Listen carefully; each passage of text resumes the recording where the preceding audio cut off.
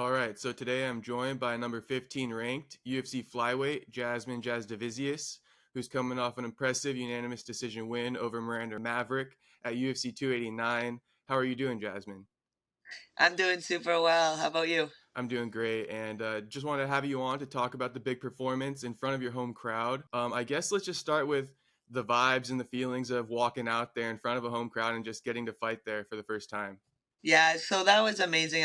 Honestly, once we touched down on the flight and like kind of got into Vancouver and into the host hotel and everything, then it was like you could feel the energy. It was different this fight week. Like I feel like all the Canadians were like ready and you could feel it in the air. How would you say it's different? Because I feel like, a lot of people could take fighting in front of a home crowd as extra pressure and stuff, but you say that it was like different in a good way. I'm just curious, like, if you could elaborate more on that.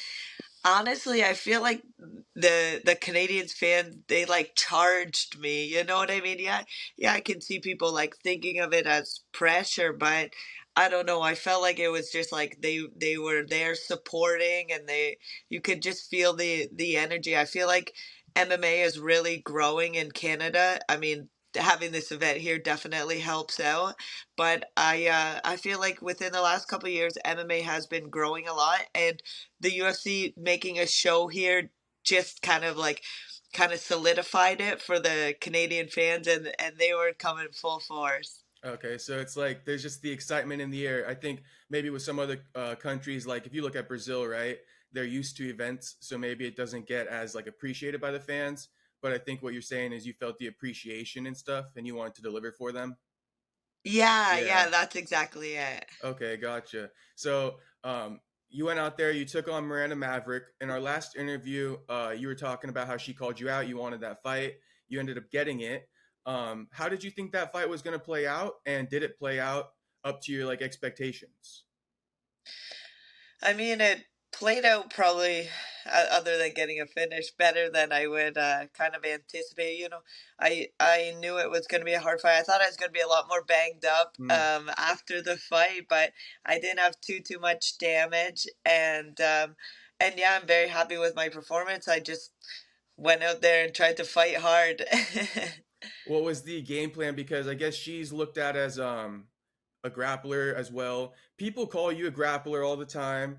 I don't necessarily think so. I feel like you are just a full, well-rounded mixed martial artist because you do have boxing experience. But were you looking to exploit her grappling? Were you looking to keep it on the feet and use your like kicks and knees more like you did in the second and third round? A little bit. I kind of my plan was to just see where the fight ended up, and like I kind of like allow the fight to take the turn that it kind of naturally wants to take. She said in an interview that she believed that her striking and her grappling was better than mine, and I believed that mine was better than hers. So I knew that it was going to be like a well-rounded fight, that we were going to be trying to, when one person wants to strike, the other one would want to grapple, and vice versa. So I knew that it was gonna like come to thought into in this fight, and not just, yeah, we were going kind of like balls to the wall scrapping, but at the same time there was thought behind it. Okay, gotcha. So it was a little bit of like um, you were gonna flow in there, but you had to kind of use your IQ more than rely on your skills. Is what you're saying, because you guys were even with your skills, right? In a Yeah, sense, in a yeah, sense. yeah, Yeah. that's it. Okay, gotcha. And one thing I wanted to give you credit on, and I gave Mike credit as well because I spoke with him yesterday, is you had a nice throw in the first round. Even though, I mean, it's a hard one, right? Because apparently you lost the first round, but you had her stacked on top. She was attempting an armbar, but I mean, again, you had her stacked. So if you do know jujitsu, then you know that you're not in as much danger if you have the person stacked below you, right? So I don't know why they necessarily gave her the first round anyway, but I guess what I'm getting to is that you had a nice judo throw, and I like those in MMA because it seems like those moves, they create a lot of momentum for you, and they're also low risk. Like if you don't get the throw, it's not like you wasted a ton of energy. Is that something you guys are training? The fact that you and Mike both hit a couple judo throws in your fight? Yeah, we're always like working on our wrestling, kind of like we've got upper body, mid range, like on the hips, and then your low level takedowns. So we're always like making sure we have the options for either of them. And I feel like that kind of comes from getting injured and having to train other things. So Mm, like before, I've had like a knee injury or a foot injury, ankle, whatever it may be, hips, and you need to be able to work other throws or other takedowns or other options. And so that was like one of those things for me personally, was came off from that blessing in disguise when you have an injury. okay, so were you saying that you had to kind of learn some judo throws because to compensate for like injuries, meaning like some other takedowns weren't as efficient anymore for you? Yeah, Yeah. yeah, I had a bit of a knee thing go on before, and so I couldn't shoot down to my knee. I couldn't shoot low. I couldn't put any pressure on my knee or anything. So I had to, work on those throws and work on that upper body clinch a lot. Okay, gotcha. And like I kind of told Mike yesterday too, it seems like, most of the time people are training to avoid the standard shots, the standard wrestling takedowns, but you hit them by surprise when you throw in a judo throw because again, it's just another aspect to mixed martial arts, right? Like judo and wrestling are two different things. So I like to see that you guys are using that in your game, and the fact that both you did it kind of shows that the team is working hard over there with the wrestling too. Yeah, yeah, Yeah. definitely. Apparently, you lost the first round, but round number two, you started to take over. You took her down, you took her back, or you kind of reversed her takedown. But and then in the third round, you start to really take over the fight. So I'm just kind of wondering what went into the second and third rounds. Were you kind of motivated thinking you lost the first round and you just had to take over at that point?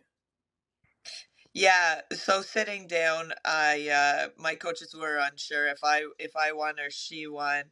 I walking back after, I'm like, I probably lost that round. Like I Mm, was defending that arm, but you know what I mean? Like yeah, we were kind of in like a euchred position where she couldn't really move too much and I couldn't really move too much either. We kind of just had to wait out the time a little bit.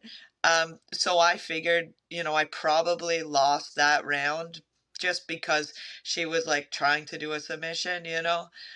So I knew that in the next two, I had to have like dominant performances or finish her ideally, but yeah, I couldn't get that finish unfortunately. But I made sure to like put it on her, to so that I was solidified in winning those two rounds if it did go to the judges' scorecard. yeah. And I saw you trying to get the finish out there. The face even changed. What was up with that? Yeah, Is is that just because I know. putting in all that work, you're just a different person out there now, or what? I don't know. I think you know what it was. I think I felt her power, and I'm like, oh, okay. I feel like even if she does land clean, I'll be able to take this one. I got a good enough chin on me. Okay. And it seems like, did you think you gassed her out? Did that also give you confidence in the third round to really push? I mean, from an outside perspective, it looked like that, but I just want to get your thoughts on that. I wasn't sure if I like gassed her out or kind of like what it was, if it was just like too much going on, like system overload kind of thing. That's happened before in sparring where like training partners will be like, I just want it out of there. I didn't You were coming at me with way too much shit, and I just wanted to make space and kind of get my bearings again. So I was thinking that maybe like that happened, and I'm like, okay, I can't let her get her bearings. Let's just keep the pressure on. And but I didn't want to like kill myself either, gas myself out and then her come back, try to finish, what's that saying? If you try to finish and then you lose the decision because of it, Mm, it's because you're too tired. yeah. So I was like aware of that, because that's what I did in Contender Series. I didn't end up losing, but I gassed myself. Oh, you So did. yeah, So you're like, oh, thank God I just won that fight. I was about to be gassed in the next round. yeah, Yeah. pretty much. That's funny. Okay, so after your fight, DC asked you about a call out, and you said you were laser focused, which is really respectable. But your coaches got Casey O'Neill in mind. We also did an interview after I think your debut, and you told me Casey called you out. But I did see that she's fighting a couple months from now, so I don't necessarily know if that's super realistic. Have you looked into who you might be wanting to fight next now that it's been like a week since your fight? I haven't really looked into it too much. I just got back from BC yesterday. We did a bunch of hiking and sightseeing, and Okay. like really enjoyed the outdoors while we had it out, with the beautiful scenery in BC. So I haven't really looked into it too much. I know that my coaches and my team, they've been talking. I can hear them and I'm upstairs. I can hear them downstairs. So I know that they've got some ideas, but I haven't talked to them about it yet. So we'll see. Okay, gotcha. And I looked at like the rankings and stuff. So there were, I think, like two people. I mean, maybe if you want to throw them your coach's way, see which opponent's best for you.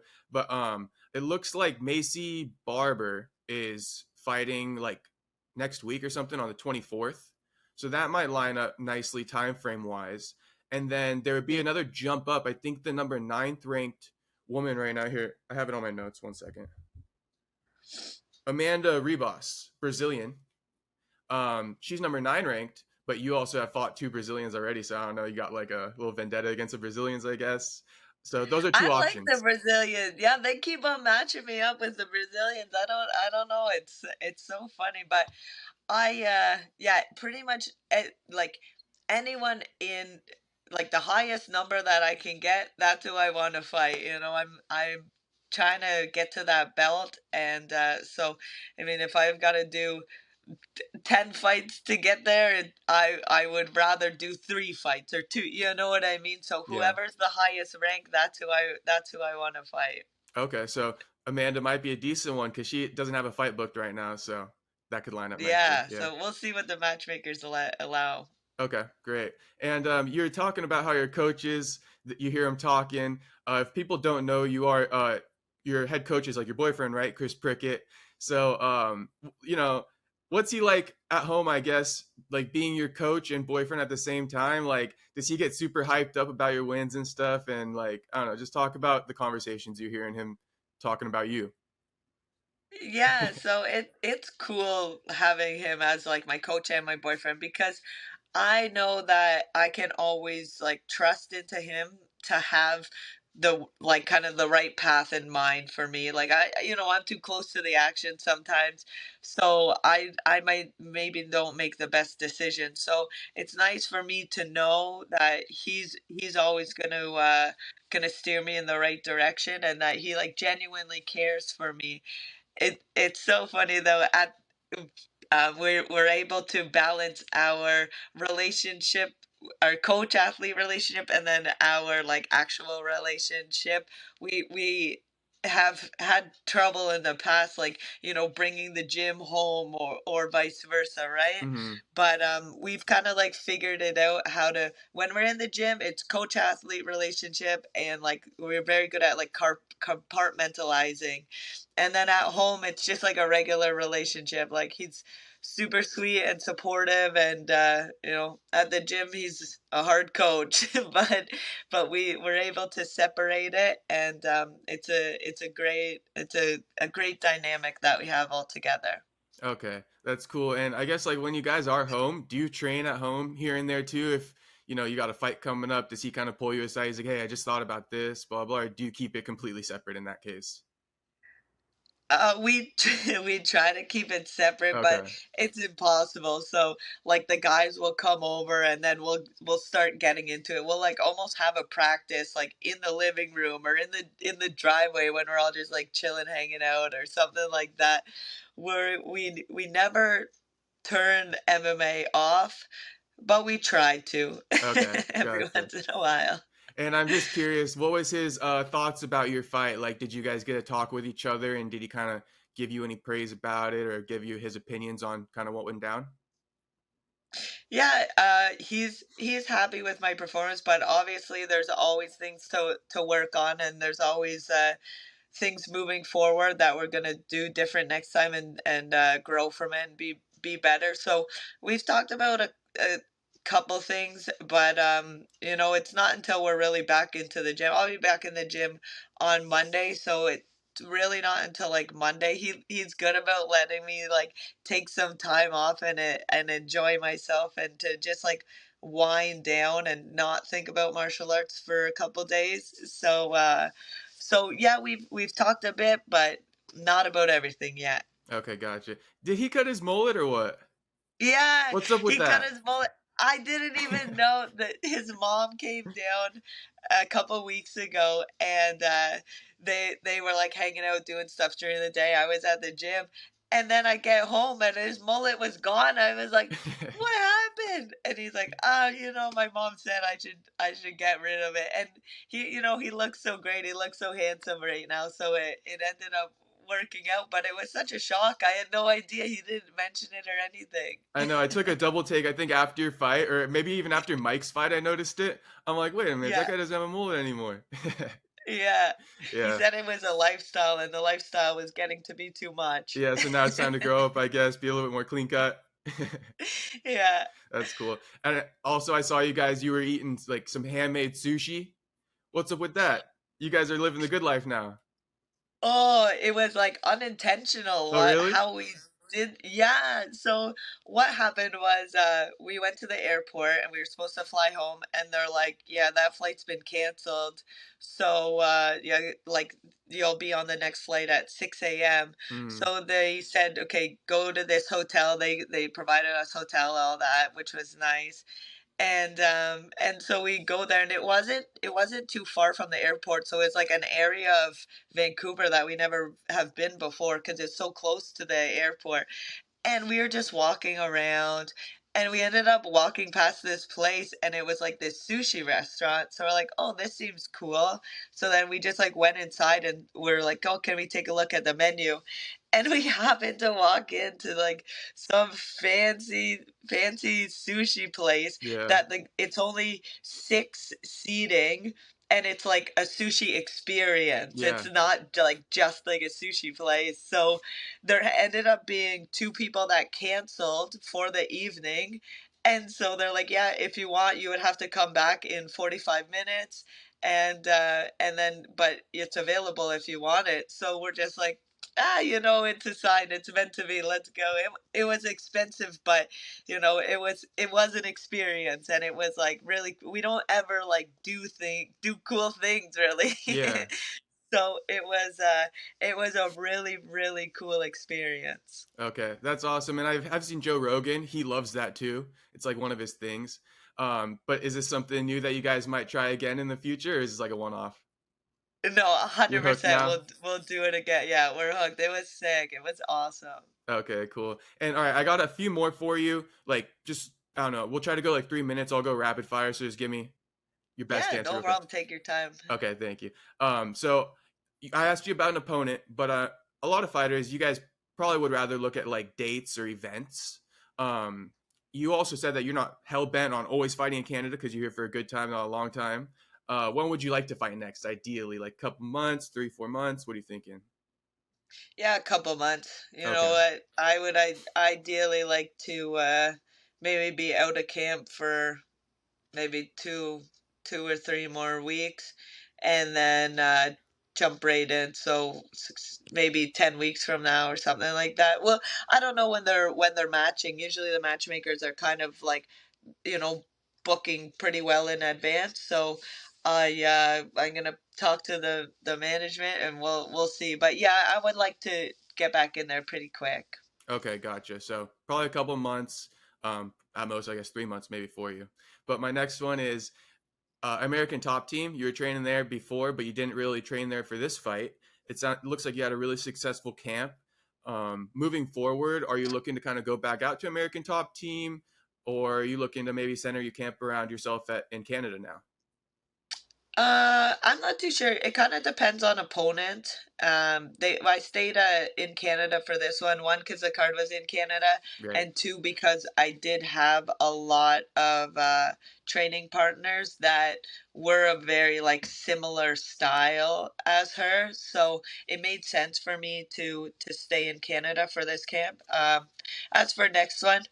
I possibly stay in Canada, possibly go to ATT. They're a great gym there, great coaching, great teammates, and so yeah, kind of depends on opponent mostly. Okay, gotcha. And I'm gonna put you on the spot a little bit here, but they got a bad matchup going on for you at least. They got Aaron Jeffery, your teammate, former roommate. He's like a brother of yours probably. And then Yeah. you were training at American Top Team, so it looks like Dalton Rosta has been showing you some love. How are you looking at that fight? Is that one of those that are bittersweet for you, or obviously you got to ride with Aaron? I'm sure. Yeah, I mean it's bittersweet, Yeah, but yeah, like you said, Aaron, he's been with me from the start. Lived in my house with me. Like we've traveled together. We've been together for years. So of course I'm gonna have to go with Don on this one. But it sucks seeing friends fight, man. It I know. sucks. It's a rough sport, but they both get to go out there and make money for their family, so that's the most important thing, right? Exactly. Yeah, and he did unfortunately lose the last fight, Aaron. But do you have any like motivating message or just a message to him in general for his next fight or anything like that? Like, yeah, I guess just a message to him. He's gonna kill it. Last time it happens when you're in the fight world. You're gonna take some lickings every once in a while, but I know he's gonna be coming back stronger and he's gonna smash next. Okay, great, awesome. So, when is he fighting again? Just so the fans know. I think it's August 11th. August 11th. It's written in French, so that's probably why I don't know for sure if the month is right. Okay, gotcha. And then last thing, just quickly, what do you like to do in like your free time? Like now that you get to have like some time to yourself, a couple weeks, what are you looking to do? I'm looking to do a lot of cooking. I Uh, love cooking, and I'm gonna just like do a whole bunch of stuff. When I'm in camp or dieting or whatever, there's like, I gotta be aware of how much butter and cream and all that yummy good stuff that I'm putting into the recipes that I'm cooking up. So it's nice to be able to do like the fattier cuts of meat and the ones that are more like calorie dense. So yeah. I'm really really looking forward to that. Some fried food, so everything. I'm down to cook it all. Okay, great. Any like what's one of the meat ones you're looking to make? Like a stew or something like that?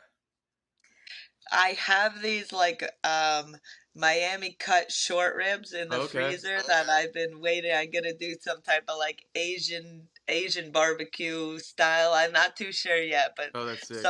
something that yummy. I just got some short ribs like the other day and I smoked them. They're pretty good. They're really good. Ooh. Yeah, super good. But they take a while if you smoke it. Yeah, Yeah. yeah, that's another thing. It's like now I actually have the time that I can like, put in the real work instead of Right. just like cooking stuff quick just to get it down my gullet. Yeah, because then you're on to the next training session in a couple hours anyway, so you don't have that time. Yeah, But I'll let you go, Jasmine. Thank you so much for the time and giving me a little extra too. Congrats on your win again, and I'll be looking out for your next fight, and maybe we could chat after you get that next win again. for sure. Always great chatting. Thank you.